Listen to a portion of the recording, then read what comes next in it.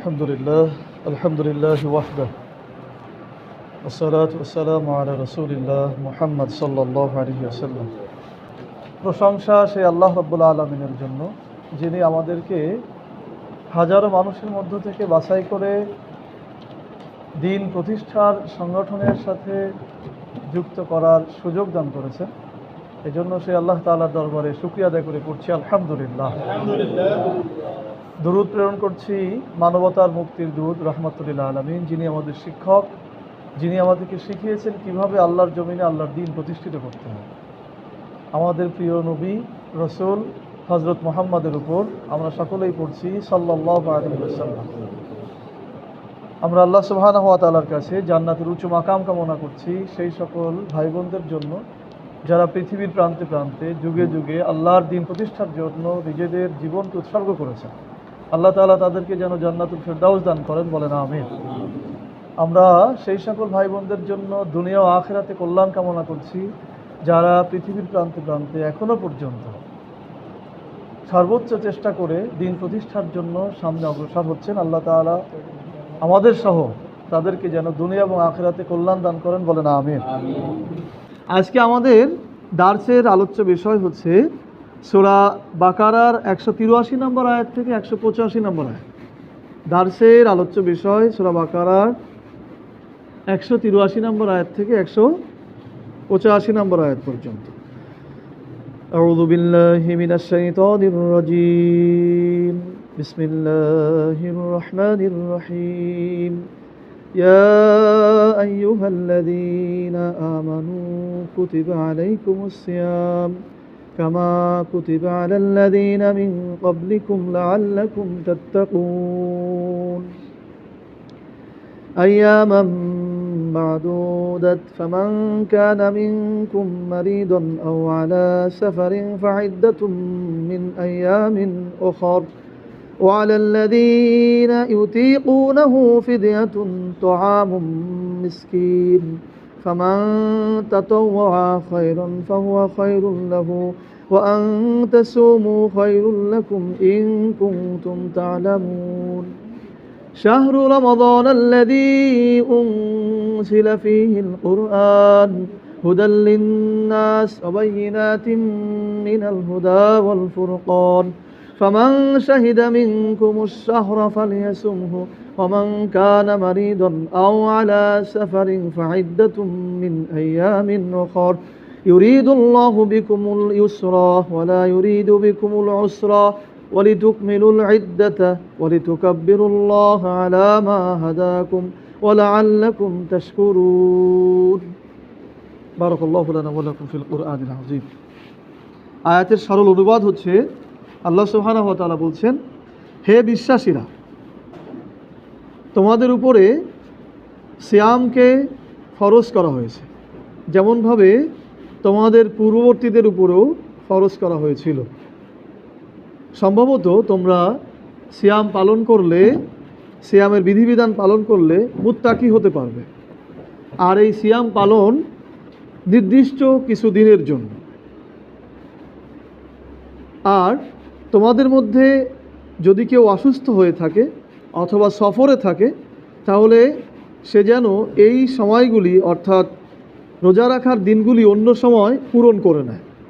আর তোমাদের মধ্যে যাদেরকে অতিশয় কষ্ট দিবে তারা মিসকিনকে খাবার দেওয়ার মাধ্যমে সাওমের বিধান পরিবর্তন করে নেবে। আর যদি কেউ ইচ্ছাকৃতভাবে কল্যাণকর কাজ করে আল্লাহ সুবহানাহু ওয়া তাআলা তার জন্য সেটা আরও অধিক কল্যাণকর।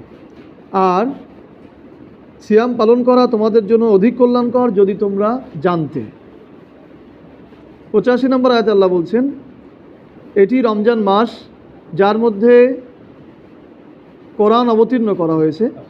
আর এই কোরআন হচ্ছে মানব জাতির জন্য পথ প্রদর্শক, সত্য পথের দলিল বা ম্যাপ এবং সত্য মিথ্যার পার্থক্যকারী। অতঃপর যে ব্যক্তি এই মাসের সম্মুখীন হবে সে যেন সিয়াম পালন করে। আর যে ব্যক্তি অসুস্থ থাকবে অথবা সফরে থাকবে সে যেন অন্য সময় এই দিনগুলি পরিপূর্ণ করে নেয়। আল্লাহ তাআলা তোমাদের জন্য সহজ চান, কঠিন করতে চান না। তোমরা এই দিনগুলি অন্য সময় পূর্ণ করে নেবে। আর তোমরা যে আল্লাহর পক্ষ থেকে হেদায়েত গ্রন্থ পেয়েছো, এজন্য তোমরা আল্লাহ তাআলার বড়ত্ব ঘোষণা করবে। এগুলো করলে সম্ভবত তোমরা কৃতজ্ঞতা প্রকাশকারীদের অন্তর্ভুক্ত হবে।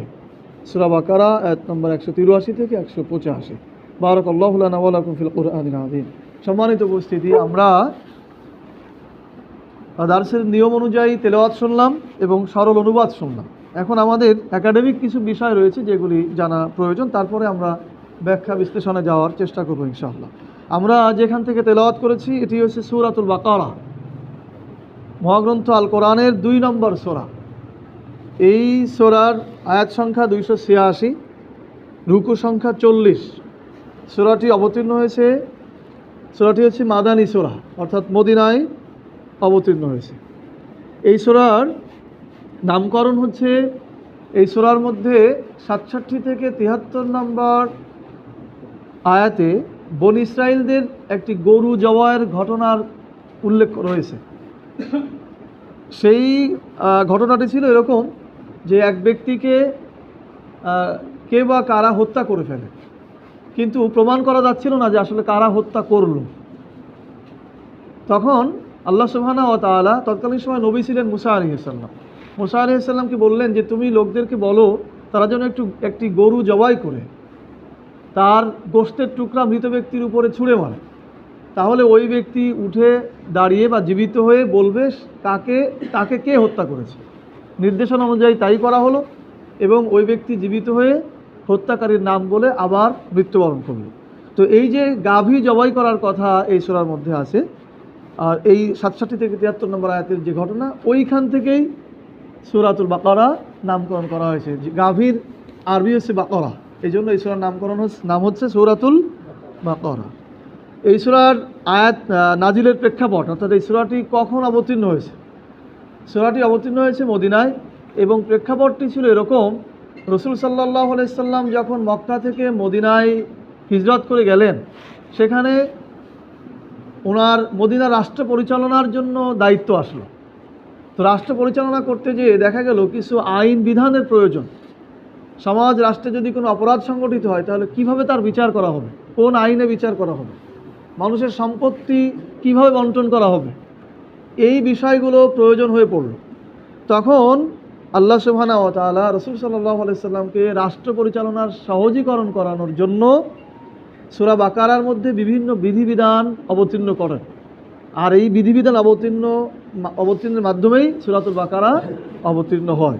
তাহলে আমরা বলতে পারি রাসূল সাল্লাল্লাহু আলাইহি সাল্লাম যখন মদিনায় রাষ্ট্র পরিচালনা করছিলেন, মদিনা রাষ্ট্র পরিচালনার স্বার্থে যখন আইন বিধানের প্রয়োজন হলো, তখন আল্লাহ সুবহানাহু ওয়া তাআলা সূরাতুল বাকারা অবতীর্ণ করলেন। এই সূরার মধ্যে যে বিষয়গুলো নিয়ে আলোচনা করা হয়েছে, যেমন এই সূরার মধ্যে আদম আলাইহিস সালাম এবং হাওয়ার যে ঘটনা রয়েছে সেই ঘটনা নিয়ে আলোচনা করা হয়েছে। শয়তানের যে পদস্খলন, তার যে অহংকার, তার যে ঔদ্ধত্যপূর্ণ আচরণ, সেই বিষয়গুলো নিয়ে আলোচনা করা হয়েছে। এছাড়া অর্থ ব্যবস্থার বিষয়ে আলোচনা করা হয়েছে, আল্লাহ তাআলার বিধিবিধান আইন নিয়ে আলোচনা করা হয়েছে, সম্পদ বন্টনের বিধান আলোচনা করা হয়েছে এবং আখিরাত, তাওহীদ, রিসালাত এই বিষয়গুলি নিয়ে আলোচনা করা হয়েছে। এটি সংক্ষিপ্ত বিষয় বললাম আর কি। এখন আমরা জানব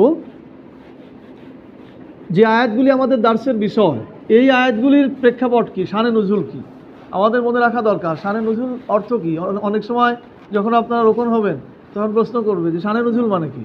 শানে নুজুল মানে হলো যেই কারণে এই আয়াত অবতীর্ণ হয়েছে, আয়াত অবতীর্ণের প্রেক্ষাপট, কোন কারণে অবতীর্ণ হলো, এই অবতীর্ণের কারণকেই বা ঘটনাকেই শানে নুজুল বলা হয়।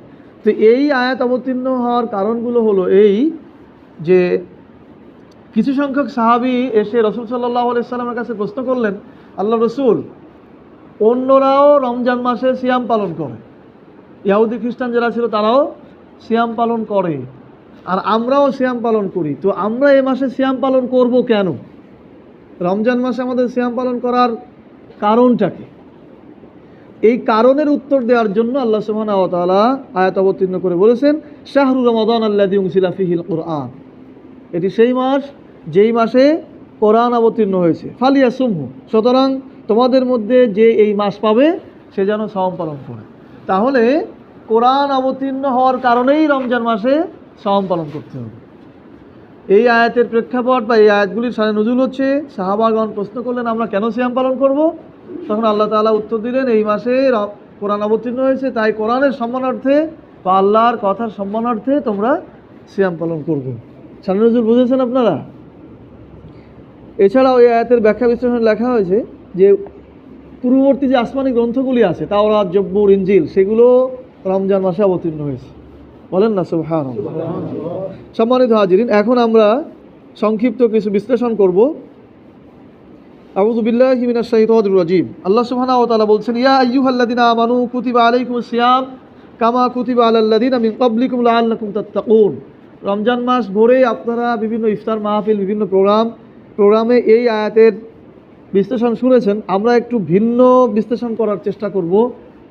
তাফসির তো শুধু এক ধরনেরই হয় না, কোনোটা শাব্দিক তাফসির আছে, কোনোটা আয়াতভিত্তিক তাফসির আছে। আমরা একটু আপনাদের ভিন্ন বিষয়ে জানানোর চেষ্টা করব। যেমন এখানে আল্লাহ সুবহানাহু ওয়া তাআলা বলছেন, ইয়া আইয়ুহাল্লাযীনা আমানু কুতিবা আলাইকুমুস সিয়াম কামা কুতিবা আলাল্লাযীনা মিন ক্বাবলিকুম লাআল্লাকুম তাত্তাকুন। হে বিশ্বাসীরা, তোমাদের উপরে সিয়াম ফরজ করা হয়েছে। সিয়াম ফরজ করা হয়েছে কাদের উপর? বিশ্বাসীদের উপর, ইমানদারদের উপর। এখন ইমানদার কারা এইটা আমাদের একটু জানা দরকার। আর আসলে আমরা পরিপূর্ণ ইমানদার কিনা সেটাও যাচাই করা দরকার, বা আমাদের এই জাতির ইমান পূর্ণ আছে কিনা সেটাও জানা দরকার।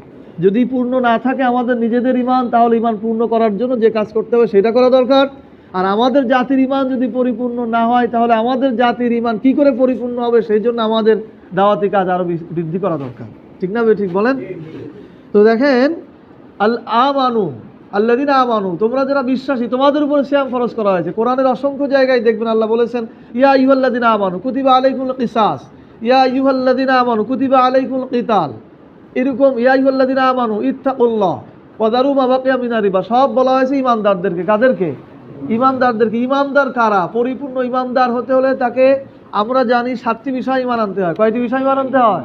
7টি। আমানতু বিল্লাহি ওয়া মালাইকাতিহি ওয়া কুতুবিহি ওয়া রাসূলিহি ওয়াল ইয়াউমিল আখিরি ওয়াল কদরি খাইরিহি ওয়া শাররিহি মিনাল্লাহি তাআলা ওয়াল বা'সি বাদাল মাউত। আছে না? তো এই 7টির মধ্যে মৌলিক 2টি বিষয় আমরা বিশ্লেষণ করার চেষ্টা করব। এক হচ্ছে আমানতু বিল্লাহ, আল্লাহর প্রতি বিশ্বাস, আর 2 হচ্ছে রসুলের প্রতি বিশ্বাস। আর একটাও বিশ্লেষণ করা দরকার, কিতাবের প্রতি বিশ্বাস। সংক্ষেপে আমরা করার চেষ্টা করব। আল্লাহর প্রতি পরিপূর্ণ ঈমান আনতে হলে 2 ধরনের ঈমান আনতে হয়। খুব মনোযোগ সহকারে শুনবেন, আপনারা নিজেরা বুঝবেন, অন্যদেরকে বুঝাবেন, পরিবারে বুঝাবেন, জাতিকে বুঝাবেন। কারণ এই ক্ষেত্রে আমাদের ঈমান পরিপূর্ণ হয়নি। আল্লাহর ক্ষেত্রে পরিপূর্ণ বিশ্বাস স্থাপন করতে হলে 2 ধরনের বিশ্বাস স্থাপন করতে হয়। তার আগে বলে নেই, ঈমান পরিপূর্ণ হওয়ার জন্য 3টি শর্ত। এক হচ্ছে অন্তর্বিশ্বাস করা, 2 মুখে স্বীকার করা, 3 কাজে পরিণত করা। এই 3টার একটা যদি কম থাকে তাহলে আর ঈমান পরিপূর্ণ হলো না। তাহলে আল্লাহর ক্ষেত্রে 2 ধরনের বিশ্বাসের উপরে ঈমান পরিপূর্ণ হয়। এক হচ্ছে ইলাহ, যিনি আল্লাহ তিনি ইলাহ, যিনি আল্লাহ তিনি রব। ইলাহ হচ্ছে যার জন্য ইবাদত পাঠানো হয়। ইলাহ হচ্ছে যার জন্য ইবাদত পাঠানো হয়, যার জন্য সালাত আদায় করা হয়, সাওম পালন করা হয়, যাবতীয় ইবাদত করা হয়, তিনি হচ্ছেন ইলাহ। তিনি কে বলেন? আল্লাহ। ইলাহ আমাদের আল্লাহ।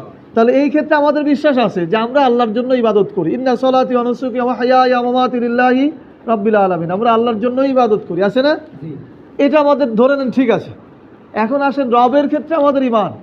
রব মানে হচ্ছেন যিনি পরিচালক, যিনি আমাদের প্রতিপালন করেন, যিনি আমাদের লালন পালন করেন, যিনি আমাদেরকে রিজিক দেন, যিনি আমাদেরকে পৃথিবীর মধ্যে আসমান দিয়ে জমিন দিয়ে ধরে রেখেছেন, যিনি আমাদেরকে আইন বিধান দেন, তিনি হচ্ছেন কে? রব। রবের হুকুম মানাটাই হচ্ছে ঈমান আনয়ন করা। এখন আল্লাহ রাব্বুল আলামিন আমাদেরকে সিয়ামের হুকুম দিয়েছেন, এটা আমরা পালন করছি, ঠিক না? এর আগের আয়াতেই দেখেন, আমরা যেই সাফা থেকে পড়েছি তার আগের আয়াতেই শুরু থেকে আছে, ইয়া আইয়ুহাল্লাযীনা আমানু কুতিবা আলাইকুমুল কিসাস ফিল কতলা আল হুররু বিল হুররি ওয়াল আবদু বিল আবদি ওয়াল উনসা বিল উনসি। আল্লাহ বলছেন ওয়াল উনসা বিল উনসা, আল্লাহ বলছেন হে ঈমানদারেরা, আমি তোমাদের জন্য কিসাসকে আবশ্যক করেছি, একটি আইন। ওই যে বলেছিলাম না সূরা বাকারা কেন অবতীর্ণ হয়েছিল? রাসূলের আইন প্রয়োজন হয়েছিল রাষ্ট্র পরিচালনার জন্য। তো একটা আইন আল্লাহ তাআলা দিয়েছেন। আল্লাহ বলেছেন তোমাদের উপরে কিসাসের বিধান দেওয়া হয়েছে, অর্থাৎ আঘাতের বদলে আঘাত। আইনটা হচ্ছে আঘাতের বদলে আঘাত। কারণ নাক ভেঙে ফেললে তারও নাক ভেঙে ফেলতে হবে, এটা বিচারের মাধ্যমে, এটা বিচারের মাধ্যমে। আমার সময় কিন্তু আগেই শুরু ছিল।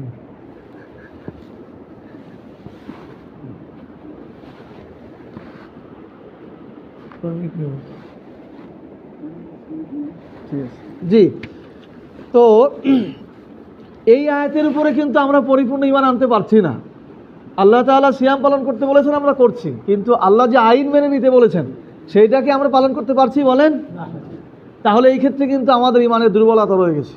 আমরা যদিও চেষ্টা করতেছি যে ওই আইন বাস্তবায়ন করবো, তার জন্যই তো আমরা একত্রিত হয়েছি, ঠিক কি না বলেন?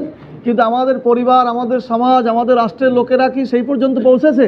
পৌঁছেনি। তাহলে তাদেরকে আমাদের এই বিষয়টা বোঝানো দরকার যে আমরা এখনও ঈমানের ক্ষেত্রে পরিপূর্ণ জায়গায় যেতে পারিনি, কারণ আমরা আল্লাহর একটা হুকুম, একটা আইন মানছি, আর একটা মানছি না। এরপর আসে রসুলের ক্ষেত্রে আমরা ঈমান কতটুকু এনেছি। রসুলের ক্ষেত্রেও দুই ধরনের ঈমান আনতে হয়। একটা হচ্ছে তার সুন্নাহর ক্ষেত্রে ঈমান, আর একটা হচ্ছে তার রিসালাতের ক্ষেত্রে ঈমান। সুন্নাহর ক্ষেত্রে ঈমান হচ্ছে তিনি আমাদেরকে যেই আখলাকীয় সুন্নাহ দেখিয়েছেন, মানুষের সাথে সদাচরণ, আমাদের এই যে দাড়ি, টুপি, মিশক ইত্যাদি ইত্যাদি, এগুলো হচ্ছে সাধারণ সুন্নাহ, এগুলি আমরা মোটামুটি পালন করি। কিন্তু রসুল সাল্লাল্লাহু আলাইহি ওয়াসাল্লাম যে রিসালাত নিয়ে এসেছিলেন, তিনি যে দিন প্রতিষ্ঠার দায়িত্ব নিয়ে এসেছিলেন, আল্লাহর শাসন ব্যবস্থা নিয়ে এসেছিলেন, সেইটা কিন্তু আমরা পরিপূর্ণ ধারণ করতে পারিনি। আল্লাহ তাআলা তার রসুলকে উদ্দেশ্য করে বলেছেন, হুয়াল্লাযী আরসালা রাসূলাহু বিল হুদা ওয়া দীনিল হক লিইয়ুযহিরাহু আলা দ্বীনি কুল্লি ওয়ালাউ কারিহাল কাফিরুন ওয়ালাউ কারিহাল মুশরিকুন। তাই না, যে আমি রসুলকে প্রেরণ করেছি সকল জীবন ব্যবস্থার উপরে ইসলামকে বিজয়ী করার জন্য, আল্লাহর দ্বীনকে বিজয়ী করার জন্য। তিনি যেহেতু এটা করেছেন, আমাদেরকেও সেইটা করা উচিত। তিনি যে দিন বিজয় করেছেন, সেই দিন আমাদেরও বিজয় করতে হবে। অর্থাৎ তিনি যে ইসলাম বিজয় করেছেন, রাষ্ট্রীয় পর্যায় পর্যন্ত নিয়ে গেছেন, আমাদের দায়িত্ব রাষ্ট্র ব্যবস্থা পর্যন্ত ইসলামকে প্রতিষ্ঠিত করা। কিন্তু আমরা কি সেটা করতে পেরেছি? হয়তো আমরা এখানে যারা আছি আমরা করার জন্য চেষ্টা করতেছি, আমরা ধরে নিলাম আমাদের ঈমান সেই পর্যন্ত আলহামদুলিল্লাহ পৌঁছেছে, কিন্তু আমাদের পরিবারের লোকজনের পৌঁছেছে? আমাদের ভাই, আমাদের পিতা, আমাদের চাচা, আমাদের গ্রামবাসী, আমাদের আত্মীয় স্বজন, আমাদের রাষ্ট্রের লোকের, আমাদের জাতির লোকেরা কি সেই পর্যন্ত পৌঁছেছে বলেন? বলে নাই। তাহলে আমাদের দায়িত্ব রয়েছে তাদেরকে বোঝানো যে ঈমান এখনও সেই পর্যন্ত যায়নি। সুতরাং তোমাকে ইমানদার হতে হলে রসুলের রিসালাতটাকেও, রাষ্ট্র ব্যবস্থা যে ইসলাম, এটাকেও কি মানতে হবে এবং চেষ্টা করতে হবে। সর্বশেষ ঈমানের ক্ষেত্রে যেটা বলবো সেটি হচ্ছে কিতাবের প্রতি ঈমান। আপনাদের কষ্ট হচ্ছে? বোরিং লাগতেছে? মাথায় প্যারা, আমার সময় আছে 5 মিনিট, দার্সের মধ্যে ঢুকতে পারেন, কারণ এই একাধারে দার্স চলতেছে, তো একই দার্স দিচ্ছি, এই জন্য আমি একটু ভিন্ন বিষয় বোঝানোর চেষ্টা করলাম। এটাও তো আমাদের প্রশিক্ষণের বিষয়, ঠিক কি না বলেন? কিতাবের প্রতি ঈমান, কিতাবের প্রতি ঈমান দুই ধরনের। একটা হচ্ছে কিতাবের সাধারণ ইবাদতের প্রতি ঈমান, এটা আপনারা জানেন, কিন্তু অন্যদেরকে এটা বুঝাবেন, এই জন্য আমি বলছি। কিতাবের প্রতি ঈমান দুই ধরনের। কয় ধরনের? দুই ধরনের। এক হচ্ছে কিতাবের মধ্যে আল্লাহ তাআলা ইবাদতের জন্য কিছু নির্দেশনা দিয়েছেন, যেমন ধরেন সূরা নাসরের মধ্যে আছে না, ফাসাব্বিহ বিহামদি রাব্বিকা ওয়াস্তাগফির, তাসবিহ পাঠ করো, বিজয়ের পরে তাসবিহ পাঠ করো। তো আমরা সুবহানাল্লাহ, আলহামদুলিল্লাহ, আল্লাহু আকবার জিকির আজগার করতেছি না? এইটা একটা ইবাদত। আবার এই কিতাবেই আল্লাহ সুবহানাহু ওয়া তাআলা বলছেন, ওমান আহসানু মিনাল্লাহ হুকমান লিকাওমি ইউকিনুন, বিশ্বাসীদের জন্য কি আল্লাহ ব্যতীত অন্য কোনো আইনদাতা আছে? আছে বলেন? নেই। তাহলে আমরা তাসবির, কিতাবে তাসবির আয়াতটা পালন করতেছি, কিন্তু কিতাবে আল্লাহ যে আইন প্রতিষ্ঠিত করতে বলেছেন সেটা করতেছি না। তাহলে আমরা কি কিতাবের উপরে পরিপূর্ণ ঈমান আনতে পেরেছি? আমরা যদিও কিছুটা বুঝেছি, কিন্তু আমাদের পরিবারের লোকজন, আমাদের গ্রাম, সমাজ, রাষ্ট্রের লোকজন কি বুঝেছে? তাহলে আপনাদের উপরে দায়িত্ব বর্তায় এটা তাদেরকে বোঝানো। যদি এই 3 ক্ষেত্রেই আমরা এভাবে পরিপূর্ণ ঈমান আনতে পারি, আমার দিকে তাকান, জরুরি আলোচনা। এখানে আমাদের ঈমান মাকড়সার মধ্যে শূন্য হয়ে আছে, কিন্তু এই 3 ক্ষেত্রে যদি আমরা পরিপূর্ণ ঈমান আনতে পারি, তাহলে আমরা আল্লাহ তাআলা আমাদের যে সম্বোধন করে বলেছেন আল্লাযীনা আমানু, হে বিশ্বাসীরা তোমরা শোনো, সেই পর্যায়ে আমরা পৌঁছাতে পারবো। আল্লাহ তাআলা আমাদেরকে তৌফিক দান করুন, বলেন আমিন। এবং আল্লাহ তাআলা আমাদেরকে উদ্দেশ্য করে বলবেন, আল্লাহ বলবেন, ইয়া ইবাদিল্লাহ খাউফুন আলাইকুমুল ইয়াউম ওয়ালা আনতুম তাহজানুন, হে আমার বান্দারা, আজকে তোমাদের কোনো ভয়ও নেই, তোমাদের কোনো চিন্তাও নেই। আল্লাযীনা আমানু বিআয়াতিনা ওয়া কানু মুসলিমিন, যারা আমার আয়াতের প্রতি বিশ্বাস স্থাপন করেছিলে ওইভাবে, এবং যারা আত্মসমর্পণ করেছিল, আমার সমস্ত বিধিবিধানকে মেনে নিয়েছিল। আজকে আমরা আল্লাহর নামাজটা মেনে নিচ্ছি, কিন্তু আল্লাহ তাআলা অর্থ ব্যবস্থার ক্ষেত্রে যে আইন দিয়েছেন সেটাকে আমরা মানতে পারছি? পারতেছি বলেন? তাহলে আমরা কিন্তু এখনও আত্মসমর্পণকারী হতে পারিনি। তার মানে আমাদের জন্য এখনও সেই ঘোষণার সময় আসেনি যে তুমি আর তোমার স্ত্রী নিয়ে জান্নাতে প্রবেশ করো। এখন আমাদের চেষ্টা করতে হবে কীভাবে আমরা সেই জায়গা পর্যন্ত পৌঁছাতে পারি। নিজেরা চেষ্টা করবো এবং অন্যদেরকেও সেই জায়গা পর্যন্ত নেওয়ার চেষ্টা করবো। আল্লাহ তাআলা আমাদেরকে তৌফিক দান করুন, আমিন। সম্মানিত হাজিরিন, এই আয়াতের শেষ যে শব্দটি তাকওয়া, আল্লাহ তাআলা বলছেন তোমরা যদি সওয়াম পালন করো তাহলে তাকওয়া অবলম্বন করতে পারবে। এটা দিয়ে আল্লাহ তাআলা বোঝাতে চেয়েছেন যে আমরা যারা রমজান মাসে সাওম পালন করি, একটা বিল্ডিং ঘরে মনে করেন আমরা আসি, একজন আসি, কেউ দেখছে না, প্রচণ্ড কষ্ট হচ্ছে, তখন যদি আমরা পানি খেয়ে ফেলি কেউ দেখবে? কিন্তু আমরা খাচ্ছি না কেন? আল্লাহ দেখছেন। তার মানে আমার অন্তর বিশ্বাস করে যে এই বিল্ডিং ভেদ করে আল্লাহ সুবহানাহু ওয়া তাআলার দৃষ্টি চলে আসে। এটার থেকে শিক্ষা নিতে বলা হচ্ছে, তুমি যদি পাহাড়ের মধ্যেও কোনো অপরাধ করো, কেউ জানে না, সেখানে আল্লাহ তাআলার দৃষ্টি চলে আসে, সুতরাং তুমি তোমার এই পাপ থেকে ফিরে থাকো। এটাই হচ্ছে তাকওয়ার শিক্ষা, এটাই হচ্ছে রমজানের শিক্ষা। এই জন্য আল্লাহ সুবহানাহু ওয়া তাআলা বলেছেন, ওয়ালাকাদ খালাকনাল ইনসানা ওয়া না'লামু মা তুওয়াসওয়িসু বিহি নাফসু ওয়া নাহনু আকরাবু ইলাইহি মিন হাবলিল ওয়ারিদ। আল্লাহ বলছেন, আমি তোমাকে সৃষ্টি করেছি আর তোমার অন্তর তোমাকে যে কুমন্ত্রণা দেয় এটাও আমি জানি। আমি এখানে বসে কি ভাবছি এটা আমার উস্তাদ জানে না, কিন্তু আল্লাহ তাআলা জানেন। তার মানে বুঝাতে চাচ্ছেন যে তুমি যা ভাবো সেটাও আমি জানি, কাজ যেটা করো সেটা তো দূরের কথা, সুতরাং আমার ভয়ে পাপ কাজ থেকে বিরত থাকো। সম্মানিত হাজিরিন, এই আয়াতের 85 নম্বর আয়াতের 2 মিনিট কথা বলে আমি শেষ করব, যেখানে আল্লাহ সুবহানাহু ওয়া তাআলা বলেছেন, শাহরু রমাদান আল্লাযী উনজিলা ফীহিল কুরআন হুদাল লিন-নাস ওয়া বায়িনাতিন মিনাল হুদা ওয়াল ফুরকান। আল্লাহ বলছেন এটি সেই রমজান মাস যার মধ্যে আমি কোরআনকে অবতীর্ণ করেছি। তাহলে আমি প্রথমে বুঝাইছি রমজান মাসের সম্মান কেন হয়েছে? কোরআন অবতীর্ণ হয়েছে এই জন্য। আর এই কোরআনটা কি? কোরআনের পরিচয় আল্লাহ সুবহানাহু ওয়া তাআলা দিয়েছেন। কোরআনের পরিচয় আল্লাহ দিয়েছেন 3 রকম। 1 নম্বর পরিচয় দিয়েছেন আল কোরআন হুদাল লিন-নাস। এই কোরআন হচ্ছে মানব জাতির জন্য পথ প্রদর্শক। পথ প্রদর্শক কাকে বলা হয়? যে রাইডার আগে চলে, যে রাহবার আগে পথ দেখায় নিয়ে যায়, সে হচ্ছে কি? পথ প্রদর্শক। আল্লাহ তাআলা কোরআন আমাদেরকে দিয়ে বলছেন এই কোরআন তোমাদের জন্য পথ প্রদর্শক। কোরআন তোমাদেরকে সামনে থেকে ডাকছে, পুরা মানব জাতিকে বলছে তোমরা আমার দিকে আসো, আমি তোমাদেরকে যেই পথ দেখাই সেই পথে তোমরা পরিবার পরিচালনা করো, সমাজ পরিচালনা করো, রাষ্ট্র পরিচালনা করো। তাহলে এই পৃথিবীতে শয়তানের যে ধোঁকা আছে, যে আঁকাবাঁকা পথ আছে, যেই পথের সামনে শয়তান তোমাদেরকে জাহান্নামে নেওয়ার জন্য দাঁড়ায় আছে, আমি তোমাদেরকে সেই পথ থেকে সরায় এনে সরল পথে নিয়ে দুনিয়াতে কল্যাণ দিয়ে আখেরাতে নিয়ে জান্নাতের দরজা পর্যন্ত পৌঁছে দেবো। বলেন না সুবহানাল্লাহ। তাহলে কি করতে হবে? আমাদেরকে কোরআনকে পথ প্রদর্শক হিসাবে সামনে রাখতে হবে। আরেকটি পরিচয় আল্লাহ তাআলা দিয়েছেন বাইনাতিন মিনাল হুদা, অর্থাৎ হেদায়েতের ম্যাপ, সঠিক পথের দলিল। ম্যাপ মানে চিত্র। আপনি একটা ম্যাপ ধরবেন, সেখানে আপনাকে নির্দেশনা করবে যে এইখানে এই জমি আছে, এটা এই নাম্বার বলবে না। ঠিক কোরআন এমন একটি গ্রন্থ, আপনি যখন এটাকে সামনে নেবেন আপনাকে সমস্ত নির্দেশনা দেবে যে তুমি এই পথে চলো, তুমি যে গন্তব্যে যেতে চাও এই পর্যন্ত নিয়ে তোমাকে পৌঁছে দেবে। আল্লাহ সুবহানাহু ওয়া তাআলা বলেছেন আল ফুরকান, সত্য মিথ্যার পার্থক্যকারী। কোরআন হচ্ছে সত্য মিথ্যার পার্থক্য করে দেয়, আলো অন্ধকারের পার্থক্য করে দেয়। আমি কোনটা সঠিক কোনটা বেঠিক বুঝতে পারতেছি না, কোরআনকে সামনে ধরলে কোরআন আমাকে বলবে এটা সত্য আর এটা মিথ্যা। আল্লাহ সুবহানাহু ওয়া তাআলা এই জন্য বলেছেন আমি কোরআন অবতীর্ণ করেছি, ইন্না আনজালনা ইলাইকাল কিতাব লিতুখরিজান নাস মিনাজ যুলুমাতি ইলান নূর। আমি কোরআন অবতীর্ণ করেছি এর জন্য যে তোমরা অন্ধকার থেকে, এই কোরআন মানুষকে অন্ধকার থেকে আলোর দিকে ফিরায় নিয়ে আসবে। সম্মানিত হাজিরিন, তাহলে আমরা বুঝলাম কোরআন মানব জাতির জন্য এক মহা নেয়ামত। এই কথা শেষে যে আল্লাহ তাআলা বলেছেন যে আল্লাহ ওয়ালিতুকাব্বিরুল্লাহ আলা মা হাদাকুম, আল্লাহ তাআলা বলছেন আমি তোমাদেরকে যে এই নিয়ামতপূর্ণ গ্রন্থ দিয়েছি, যে তোমাদেরকে দুনিয়াতেও কল্যাণ দেবে গাইড বুক হিসেবে, আখিরাতেও জান্নাতের দিকে নিয়ে যাবে, এইটা যে আমি তোমাদেরকে ইচ্ছা করে দিয়েছি। আমরা কি চেয়েছিলাম নাকি? আমরা চাইনি, আল্লাহ তাআলা নিজে দিতে চেয়েছেন। যেমন আল্লাহ বলেছেন লাউ আনজালনা হাযাল কুরআন আলা জাবালিন লারাআইতাহু খাশিয়াম মুতাসাদ্দিয়াম মিন খাশিয়াতিল্লাহ। আমি এই কোরআনকে পাহাড়ের উপরে অবতীর্ণ করতে চেয়েছিলাম, পাহাড় ভয়ে বিদীর্ণ হয়ে গিয়েছিল, সেটা সে গ্রহণ করতে পারে না। তো এই কোরআন আল্লাহ তাআলা আমাদেরকে ইচ্ছা করে দিয়েছেন, বিশেষ করে মুসলিমদেরকে দিয়েছেন, মুসলিমদের আমানত হিসাবে দিয়েছেন। আল্লাহ বলছেন তোমরা যেটা পেয়েছো না চাইতে, এই জন্য এর বড়ত্ব প্রকাশ করো, আমার বড়ত্ব ঘোষণা করো। অর্থাৎ মানুষের কাছে, জাতির সামনে প্রচার করো যে আমাদের কাছে কোরআন আছে, আমাদের কাছে গাইড বুক আছে, আমাদের কাছে হেদায়েত আছে। আমরা তোমাদেরটা চাই না, আমরা অন্য কোনো জাতির কোনো রাষ্ট্র ব্যবস্থা, সমাজ ব্যবস্থা, পারিবারিক ব্যবস্থা, নারী ব্যবস্থা, অর্থ ব্যবস্থা এগুলো দরকার নেই। আমাদের কাছে কোরআন আছে, আমরাই শ্রেষ্ঠ, এই কোরআনই শ্রেষ্ঠ, এটা বলে প্রচার করো। আল্লাহ তাআলা বলেছেন এই প্রচারটাই হচ্ছে বড়ত্ব প্রকাশ করা। আর এই জন্য তোমরা যে হেদায়েত গ্রন্থ পেয়েছো তার জন্য শুকরিয়া করো। দেখবেন ঈদের দিনে বলে তাকবীর পড়তে পড়তে আসো, আমরা তো মুখস্থ পড়তে পড়তে যে আল্লাহু আকবার আল্লাহু আকবার বলি না, কিন্তু মূল উদ্দেশ্য হলো তুমি যে কোরআন পেয়েছো এই জন্য বড়ত্ব প্রকাশ করো। সম্মানিত হাজিরিন, আল্লাহ সুবহানাহু ওয়া তাআলা আমাদের সকলকে সারা পৃথিবীব্যাপী মানুষের কাছে কোরআনকে উপস্থাপন করার মতো শক্তি, সামর্থ্য, মানসিকতা, সময়, সুযোগ দান করুন। বলেন আমিন। যা কিছু এই সংক্ষিপ্ত সময়ের মধ্যে শুনলাম আমাদেরকে আমল করার তৌফিক দান করুন। আমিন।